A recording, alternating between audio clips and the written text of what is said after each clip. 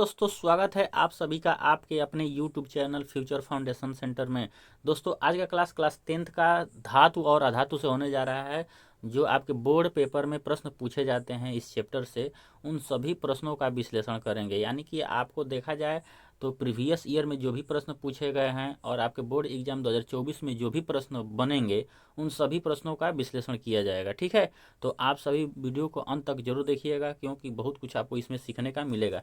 ठीक है, तो चलिए आज का पहला प्रश्न स्टार्ट करते हैं। आज का पहला प्रश्न है धातुओं के पहले तार, ठीक है, पतले तार खींचे जाने के गुण को क्या कहते हैं।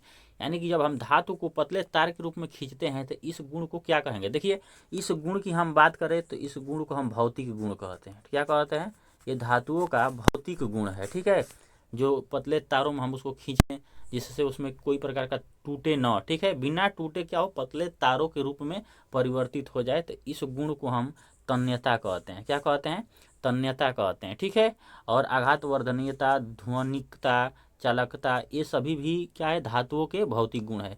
लेकिन पतले तार के रूप में खींचे जाने के गुण को हम क्या कहते हैं? तन्यता कहते हैं। ठीक है, आइए अब अगला प्रश्न देखते हैं। अगले प्रश्न कौन सा है? अगला प्रश्न है आपका 2 नंबर। कह रहा है कि निम्न में से कौन सी धातु अम्ल से हाइड्रोजन विस्थापित करती है। यानी कि कौन सी इसमें आपको धातु है जो हाइड्रोजन को क्या कर दे, विस्थापित कर दे।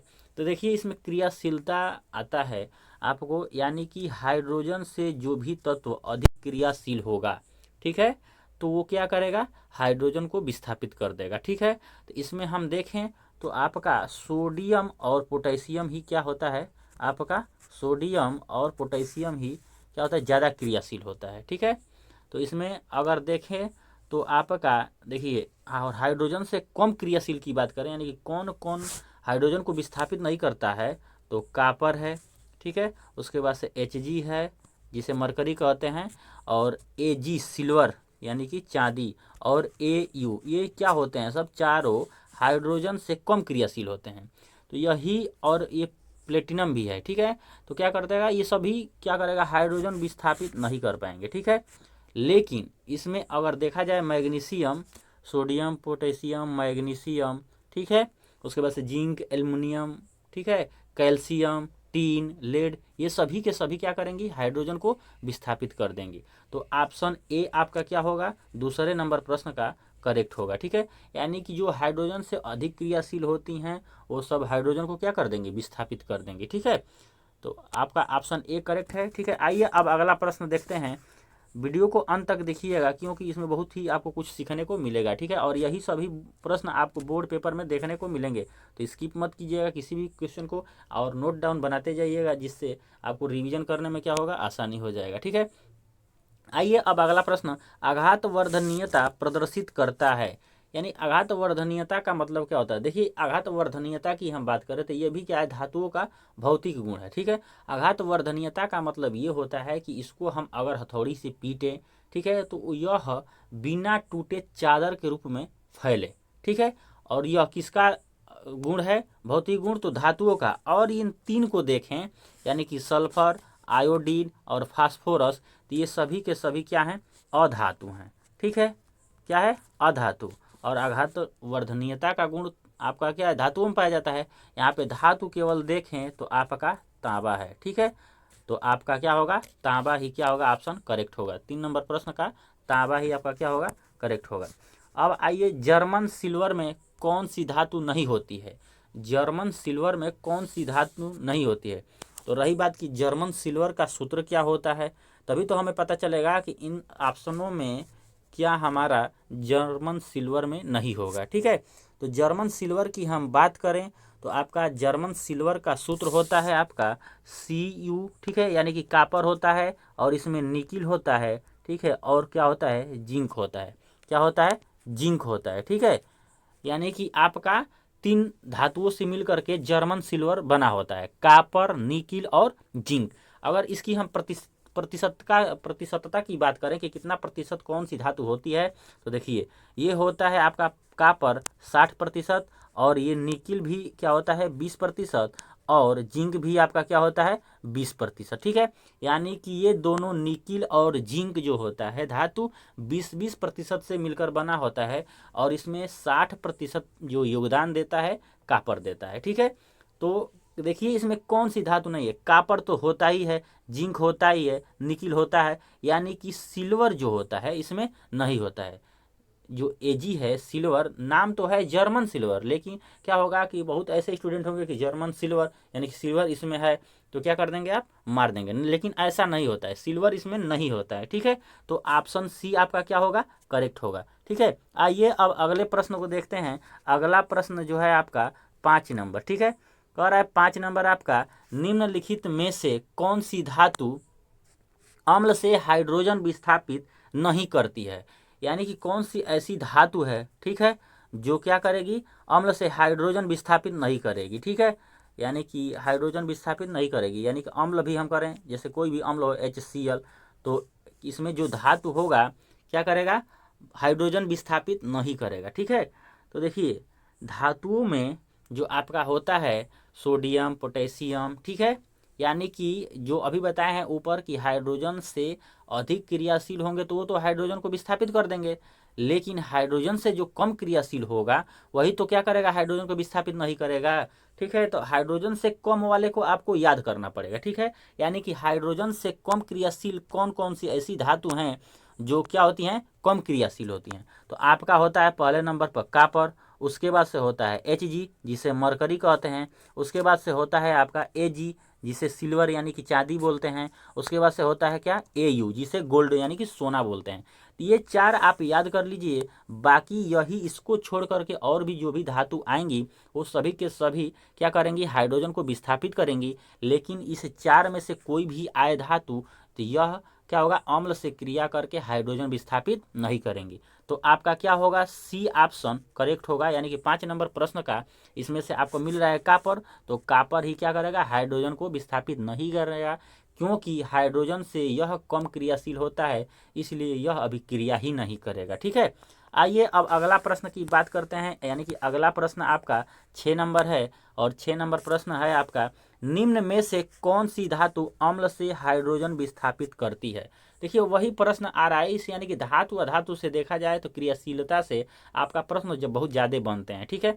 कौन सी धातु अम्ल से हाइड्रोजन विस्थापित करती है, यानी कि हाइड्रोजन से जो अधिक क्रियाशील होगा वो सभी के सभी क्या करेंगे, हाइड्रोजन को विस्थापित करेंगे, ठीक है। तो आपका अभी बताया हमने कि कॉपर और Ag Hg ये सभी दोनों तीनों, और Au गोल्ड होता है सोना, जो क्या होता है हाइड्रोजन से कम क्रियाशील होता है, जबकि इसमें जिंक जो है हाइड्रोजन से अधिक क्रियाशील होता है, तो यह हाइड्रोजन को क्या करेगी, विस्थापित कर देगी। वीडियो पसंद आए तो वीडियो को जरूर लाइक कीजिएगा और चैनल पर नए हैं तो सब्सक्राइब करके प्लीज़ सपोर्ट कीजिएगा, और ऐसे ही आपको जानकारी वाले वीडियो प्रोवाइड करते जाते हैं, ठीक है। और वीडियो को अंत तक जरूर देखिएगा, इसमें बहुत ही आपको कुछ सीखने को मिलेगा, ठीक है, जो आपके बोर्ड पेपर में भी सभी प्रश्न मिलेंगे, ठीक है। आइए अब अगला प्रश्न देखते हैं। अगला प्रश्न है आपका 7 नंबर। 7 नंबर प्रश्न है आपका, निम्नलिखित में से कौन सी धातु जल के साथ सामान्य ताप पर ही अभिक्रिया कर लेती है। यानी कि कौन सी ऐसा धातु है जो जल के सामान्य ताप पर, यानी कि सामान्य जो जल होता है उससे अभिक्रिया कर लेता है। तो ऑप्शन ए दिया है कॉपर, बी ऑप्शन दिया है आयरन, और सी ऑप्शन दिया है मैग्नीशियम, और डी ऑप्शन दिया है सोडियम। देखिए इसमें जो सामान्य ताप पर जल की माने जल से क्रिया करता है तो वह होता है आपका सोडियम, उसके बाद से होता है पोटेशियम। ये अधिक क्रियाशील होने के कारण सामान्य जल से क्या करती हैं, क्रिया करके आपको हाइड्रोजन को विस्थापित कर देती हैं, ठीक है। तो आपका क्या होगा, सोडियम और पोटेशियम क्या होगा, सामान्य ताप पर, तो आपका क्या होगा, डी ऑप्शन क्या होगा, करेक्ट होगा। तो सोडियम पोटेशियम जो रहेगा सामान्य ताप पर जल से क्रिया कर लेंगे, ठीक है। तो इस 7 नंबर प्रश्न का ऑप्शन क्या होगा, करेक्ट, डी करेक्ट होगा, ठीक है। तो आइए अब अगला प्रश्न देखते हैं। अगला प्रश्न है आपका 8 नंबर, ठीक है। 8 नंबर प्रश्न का आप सभी लोग कमेंट बॉक्स में जरूर आंसर बताइए और कौन सा ऑप्शन इसका करेक्ट होगा।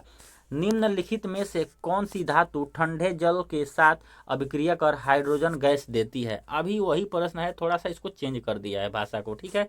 तो आपका क्या होगा, सोडियम और क्या होगा, पोटेशियम। ठीक है, यही दो धातु है जो ठंडे जल के साथ क्या करती है, आसानी से अभिक्रिया कर लेती है और बहुत तेजी से ये अभिक्रिया होती है।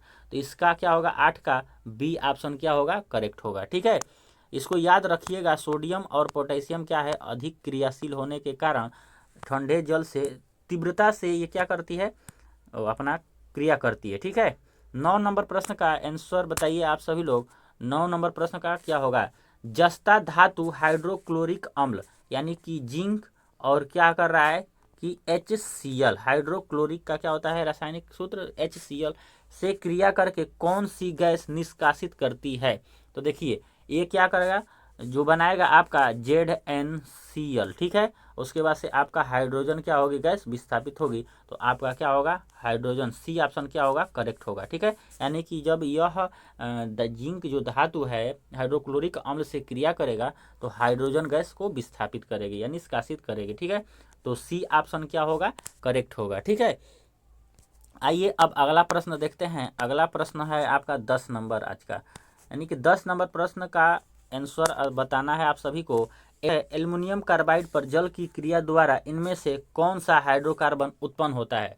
तो देखिए एल्युमिनियम कार्बाइड की हम बात करें तो Al4C3 आपका क्या होता है, सूत्र होता है, और यह जल से जब क्रिया करेगा H2O। ठीक है, तो आपका बनता है हाइड्रोकार्बन की हम बात करें तो मेथेन बनता है। ठीक है, क्या बनता है, मेथेन और Al, ठीक है, OH का होल थ्राइस यानी एल्युमिनियम हाइड्रोक्साइड बनता है। ठीक है, तो मेथेन बनता है। और बहुत ऐसे बुक में सीरीज में आप सभी को देखने को मिलेगा जहाँ पे एसिटिलीन दिया होगा, लेकिन ऐसा नहीं होता, ये एसिटिलीन गलत है। ठीक है, तो कौन सा उत्पाद में बनेगा हाइड्रोकार्बन, मेथेन बनेगा। ठीक है, तो आप सभी लोग इसको नोट कर लीजिएगा, बहुत ऐसे सीरीज हैं सब। ठीक है, अब किसी सीरीज का नाम लेना उचित नहीं है, लेकिन ये हम जानते हैं कि कई सीरीज में दिया हुआ है और ऐसे बहुत बुक भी हैं जिनमें आपका एसिटिलीन दिया है। ठीक है, लेकिन ऐसा नहीं होता है। ठीक है, तो मेथेन हाइड्रोकार्बन उत्पन्न होता है, तो आपका बी ऑप्शन क्या होगा, करेक्ट होगा। ठीक है, तो इसको ध्यान में रखिएगा, ये बहुत बार प्रश्न बन करके आपके बोर्ड पेपर में मिला है। ठीक है, तो आप इसको नोट डाउन करिएगा और इसको याद कर लीजिएगा। 11 नंबर प्रश्न है आपका, कैल्कोसाइट अयस्क है, यानी कि कैल्को जो साइट है अयस्क, अयस्क जो किसका है, कौन सा तत्व है जिसका यह अयस्क है। तो देखिए कैल्कोसाइट की हम बात करें तो कैल्कोसाइट जो आपका है अयस्क कापर धातु का है, इसलिए ऑप्शन डी आपका क्या होगा, करेक्ट होगा। ठीक है, और सल्फाइड अयस्क भी पूछता है, तो इन सभी अयस्कों को आप सभी लोग याद कर लीजिएगा। ठीक है, आइए अब 12 नंबर प्रश्न देखते हैं। क्लोराइड अयस्क का उदाहरण है, क्लोराइड अयस्क का उदाहरण है 12 नंबर का। ठीक है, क्लोराइड अयस्क आप सभी को बताना है कौन सा है। ठीक है, तो बॉक्साइट, तो Al3 क्या होता है, Al3O4 होता है ना, बॉक्साइट का Al2O3 होता है, Al2O3 होता है। मैलेकाइट, ठीक है, क्लोराइड अयस्क का आपको उदाहरण बताना है, कौन सा ऑप्शन आपका क्लोराइड अयस्क का क्या होगा, आपका अयस्क होगा। तो देखिए इसमें हार्न सिल्वर जो होता है इसका रासायनिक सूत्र AgCl होता है, यही क्लोराइड इसमें आ रहा है, क्लोरीन। ठीक है, तो ये क्लोराइड अयस्क का उदाहरण है। ठीक है, AgCl, यानी कि 12 नंबर प्रश्न का हार्न सिल्वर जिसे कहते हैं AgCl आपका क्या है, डी ऑप्शन करेक्ट है। ठीक है, कौन सा ऑप्शन करेक्ट है, तो डी ऑप्शन आपका क्या है, करेक्ट है। ठीक है, आइए अब अगला प्रश्न देखते हैं। अगला प्रश्न है आपका 13 नंबर। 13 नंबर प्रश्न है आपका, नियान है, यानी कि जो नियान तत्व है किस प्रकार का तत्व है, आपको बताना है। क्षार धातु, अक्रिय गैस, और सी ऑप्शन दिया है उप धातु, और डी ऑप्शन दिया है संक्रमण तत्व। तो देखिए नियान जो होता है, नियान का आपका प्रतीक होता है Ne और इसका परमाणु क्रमांक होता है 10। ठीक है, और इसका इलेक्ट्रॉनिक विन्यास करेंगे तो 2 8, ठीक है, क्या होगा, 2 8 2 होगा। इसके बाहरी कोश में कितने इलेक्ट्रॉन हैं, 2, और हम ये जानते हैं कि किसी भी तत्व के बाहरी कोश में उपस्थित इलेक्ट्रॉनों की संख्या 2 हो या 8 हो तो वो निष्क्रिय गैस होती है। क्या होती है, निष्क्रिय। ठीक है, क्योंकि वो अपना क्या करता है, 2 और या 8 क्या रहता है, पूरा रहता है, तो अक्रिय गैस में आता है। ठीक है, किसी प्रकार से किसी से तत्व से कोई क्रिया नहीं करता है, तो क्या होगा, नियान गैस एक प्रकार का नियान जो है आपका अक्रिय गैस है। ठीक है, आइए अब 13 नंबर प्रश्न देखते हैं। 13 नंबर प्रश्न है आपका यूरेनियम है, यानी कि यूरेनियम क्या है। यूरेनियम आपको बताना है कि कौन सा तत्व है। तो देखिए यूरेनियम की हम बात करें, यूरेनियम तो रेडियो एक्टिव तत्व है। क्या है?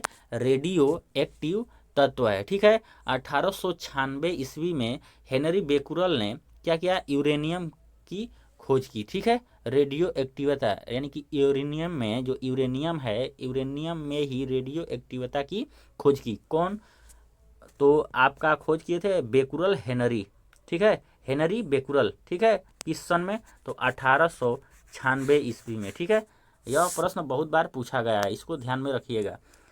तो ऑप्शन सी करेक्ट था। अब 15 नंबर प्रश्न बताना है आप सभी को। 15 नंबर प्रश्न कौन सा है? एंटी मनी है, यानी कि एंटी मनी क्या है। तो देखिए एंटी मनी की हम बात करें तो एंटी मनी उपधातु है, यानी कि उपधातु ऐसे तत्व, ये उपधातु इस तत्व को कहते हैं कि जिनमें धातु का भी क्या हो? गुण हो और अधातु का भी गुण पाया जाता हो। जब दोनों का पाया जाता है गुण, तो इस प्रकार के तत्वों को हम कहते हैं उपधातु। ठीक है, तो उपधातु की हम अगर पीरियोडिक टेबल में बात करें जो आपका मोजले ने बनाया था, ठीक है, तो इसमें 7 उपधातु पाए जाते हैं। तो रही बात की कौन कौन, क्योंकि इसका नाम भी पूछ सकता है। तो देखिए बोरान है, सिलिकॉन है, जर्मेनियम है, आर्सेनिक है और एंटीमनी। ठीक है, और लास्ट जो 7 नंबर है टेल्यूरियम आता है। कौन आता है? टेल्यूरियम। तो इन सभी को आप याद कर लीजिएगा, एक बार फिर से नाम ले रहे हैं। बोरान आता है, सिलिकॉन आता है, जर्मेनियम आता है, आर्सेनिक, ठीक है, एंटीमनी और आपका टेल्यूरियम, टेल्यूरियम आता है। ठीक है, यही 7 आपका उपधातु पाए जाते हैं। क्या पाए जाते हैं? आपके पीरियोडिक टेबल में 7 ही उपधातु पाए जाते हैं। संख्या भी ऑब्जेक्टिव प्रश्न में आपको बन करके आ सकता है आपके सामने बोर्ड पेपर में। ठीक है, आइए अब अगला प्रश्न देखते हैं। अगला प्रश्न है आपका 16 नंबर। ठीक है, तो 16 नंबर प्रश्न को देख करके आपको बताना है कि कौन सा ऑप्शन आपका करेक्ट होगा। कापर जो होता है जिसे तांबा भी कहते हैं और इसका संकेत Cu होता है। ठीक है, का अयस्क है, यानी कि कापर का अयस्क इसमें से निम्न में से आपको बताना है कि कौन है। ऑप्शन ए दिया है बॉक्साइट जो एल्युमिनियम का अयस्क है, मैलेकाइट। ठीक है, तो मैलेकाइट की हम बात करें तो मैलेकाइट ही क्या है? किसका अयस्क है? कापर का अयस्क है। ठीक है, तो बॉक्साइट और मैलेकाइट दोनों बहुत ज़्यादा बार पूछा गया है। ठीक है, तो इन सभी को याद रखिएगा। ठीक है, तो बॉक्साइट जो है किसका है? एल्युमिनियम का है। ठीक है, और मैलेकाइट की हम बात करें तो क्या है? कापर का है। ठीक है, 17 नंबर प्रश्न आप सभी को बताना है कि अगर पाइराइट अयस्क को वायु में गर्म करने पर सल्फर को दूर करने की प्रक्रिया को कहते हैं। ठीक है, यानी कि जो इसमें सल्फर की अशुद्धि है तो इसको दूर करने की प्रक्रिया जो होती है उसे क्या कहते हैं। तो देखिए जो सल्फर की अशुद्धि होती है उसको दूर करने के लिए हम भर्जन का क्या करते हैं? प्रयोग करते हैं, भर्जन विधि का प्रयोग करते हैं। ठीक है, भर्जन विधि जिसे जारण भी कहते हैं। ठीक है, तो भर्जन जो विधि होता है सल्फर की अशुद्धि को दूर करने के लिए, उसके बाद से आता है आपका आर्सेनिक। क्या आता है? आर्सेनिक की अशुद्धि को भी दूर करने के लिए और सल्फर। ठीक है, तो यह 2 प्रकार की अशुद्धि जिन अयस्कों में पाई जाती है तो उसको भर्जन द्वारा क्या किया जाता है? उन अशुद्धि को दूर किया जाता है। कौन कौन? तो सल्फर और आर्सेनिक। ठीक है, तो बी ऑप्शन क्या होगा इसका? करेक्ट होगा। ठीक है, आइए अब अगले प्रश्न देखते हैं 18 नंबर। मैट में देखिए, मैट में मुख्यतः होता है, यह प्रश्न 2 रूपों से पूछा जा सकता है। ठीक है, मैट में मुख्यतः होता है आपका दे रहा है FeS। ठीक है, क्या दे रहा है? FeS। उसके बाद से आपका दे रहा है Cu2S। ठीक है, और Cu2S व FeS, और डी ऑप्शन दिया है Cus व Fe2S3। तो आपको बताना है कि कौन सा ऑप्शन आपका करेक्ट होगा। ठीक है, तो आप सभी लोग कमेंट बॉक्स में ज़रूर कमेंट कीजिए कौन सा ऑप्शन इसका करेक्ट होगा। तो देखिए मैट की हम बात करें तो मैट में आपका होता है Cu2S व FeS होता है। ठीक है, यह क्या होता है कि 98% शुद्ध होता है। क्या होता है? मैट 98% शुद्ध होता है और इसमें कापर की मात्रा जो होती है 98% पाया जाता है। और इसी मैट में, ठीक है, इसे फफोलेदार कापर इसको बोला जाता है। ठीक है, ये 98% जो शुद्ध होता है फफोलेदार कापर होता है और 2% इसमें अशुद्धि पाई जाती है। ठीक है, तो आइए अब अगला प्रश्न देखते हैं। ताम्र ग्लांस का रासायनिक सूत्र है, यानी जिसे कापर ग्लांस भी कहते हैं। ठीक है, तो आपको बताना है कि कापर ग्लांस या ताम्र ग्लांस भी इसे कहते हैं का रासायनिक सूत्र, यानी कि कापर ग्लांस का रासायनिक सूत्र क्या होता है। तो देखिए कापर ग्लांस की रासायनिक सूत्र की हम बात करें तो Cu2S होता है। क्या होता है? Cu2S। ठीक है, तो आपका Cu2S ऑप्शन ए दिया है, तो क्या है ऑप्शन ए क्या होगा आपका करेक्ट होगा। ठीक है, तो इन सभी प्रश्नों को आप सभी लोग नोट करते रहिएगा और यही सभी प्रश्न आपके 2024 बोर्ड एग्जाम में देखने को मिलेंगे और ऐसे ही आपको वीडियो प्रोवाइड हमेशा करते रहते हैं। तो आप सभी वीडियो को देखिए जिससे आपका अच्छा से अच्छा मार्क प्राप्त कर सकें आप सभी लोग। ठीक है, और अपने दोस्तों मित्रों को भी पास शेयर कीजिएगा। ठीक है, और किसी टॉपिक पे अगर वीडियो चाहते हैं तो कमेंट बॉक्स में जरूर कमेंट करके बताइएगा। ठीक है, आइए अब अगला प्रश्न 20 नंबर। फफोलेदार तांबे में कॉपर की प्रतिशत मात्रा है।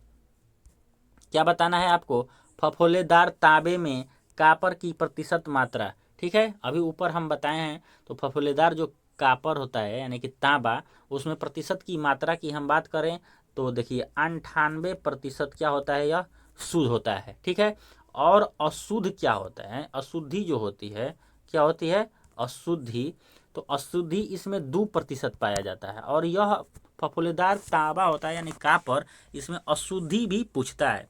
और रही बात की फफोलेदार तांबे में जो कॉपर की क्या होती है, कॉपर की प्रतिशत, ये तो बता रहा है, यानी कि जो अशुद्धि होती है यह भी पूछता है कि जो फफोलेदार कॉपर में अशुद्धि पाई जाती है किसकी अशुद्धि पाई जाती है। तो देखिए अशुद्धि की हम बात करें तो जो आपका इस फफोलेदार कॉपर में अशुद्धि होता है वह सल्फर डाइऑक्साइड की अशुद्धि होती है और यह कितना प्रतिशत होता है?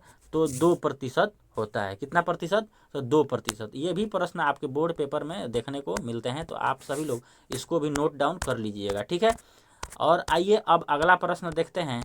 अगला प्रश्न है आपका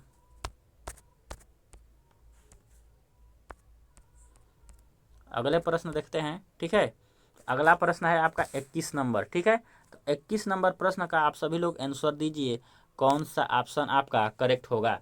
वह प्रक्रिया जिसके कारण चांदी के ऊपर काली परत व तांबे के ऊपर हरी परत चढ़ जाती है कही जाती है। आप लोग देखे होंगे जो घर पे ज्वेलर के रूप में चांदी प्रयोग किया जाता है कुछ दिनों के बाद काली हो जाती है। ठीक है, तो उसी को कह रहा है। और जो तांबा होता है, तांबा जो उसके ऊपर थोड़ा थोड़ा हरा परत के रूप में चढ़ने लगता है, तो वह किस प्रक्रिया के द्वारा होती है, उसका नाम क्या है? तो देखिए इसको कहते हैं संक्षारण।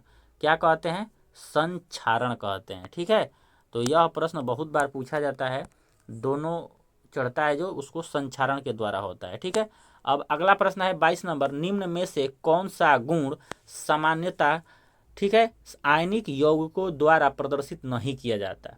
ठीक है, तो इसमें देखिए ठोस अवस्था में विद्युत चालकता। ठीक है, क्या होगा? ठोस अवस्था में विद्युत, यानी कि बी ऑप्शन क्या होगा इसका करेक्ट होगा। क्या होगा? बी ऑप्शन आपका करेक्ट होगा।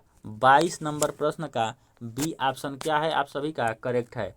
आज का 23 नंबर प्रश्न, 23 नंबर प्रश्न थोड़ा देखिए, बहुत ही अच्छा क्वेश्चन है। यह भी बार बार प्रश्न ये आता है। ठीक है, यदि कॉपर को वायु में खुला रखते हैं, ठीक है, तो इसकी भूरी चमकीली सतह धीरे धीरे अपनी चमक खो देती है। ठीक है, तथा इस पर एक हरे रंग की परत जमा हो जाती है। यह निम्न के बनने के कारण होता है। यह निम्न के बनने के कारण होता है, यानी क्या बनने के कारण यह क्या होता है? हरे रंग की परत इस पे चढ़ जाती है। किसके ऊपर? तो कॉपर के। ठीक है, कॉपर के ऊपर हरा जो परत चढ़ जा रहा है किसके वजह से चढ़ जा रहा है? ठीक है, आपको ये बताना है। तो देखिए आपका जो कॉपर, ठीक है, का CuCO3 यानी कि CuCO3 जो होता है आपका, इसी के कारण आपका क्या होता है? हरे रंग की परत जम जाती है, यानी कि बी ऑप्शन इसका क्या है? करेक्ट है। ठीक है, क्या है आपका? बी ऑप्शन करेक्ट है। ठीक है, तो आइए अब अगला प्रश्न देखते हैं। आज का 24 प्रश्न जो आपका क्या होगा? लास्ट प्रश्न होगा। ठीक है, आपका क्या होगा? लास्ट प्रश्न होगा। तो आप सभी लोग अगर वीडियो पसंद आया होगा तो वीडियो को ज़रूर लाइक कीजिएगा, अपने दोस्तों मित्रों के पास शेयर कीजिएगा, और चैनल पर नए हैं तो प्लीज़ चैनल को सब्सक्राइब करके बेल आइकन प्रेस कर लीजिएगा, जिससे आने वाली नोटिफिकेशन आपको मिल सके। ठीक है, और बताइए इसका कौन सा ऑप्शन करेक्ट होगा। निम्न में से कौन सी धातु ठंडे जल से अभिक्रिया करके हाइड्रोजन गैस निकालती है। यह प्रश्न हम पहले प्रश्न में भी बताए हैं और आप सभी को लास्ट में इसलिए रखे हैं कि आपको याद क्या है, तो आप इसको कमेंट बॉक्स में ज़रूर कमेंट में हमको बताइएगा कि इसका आंसर क्या होगा। ठीक है, तो आप सभी को धन्यवाद, मिलते हैं अगले वीडियो में। Thank you.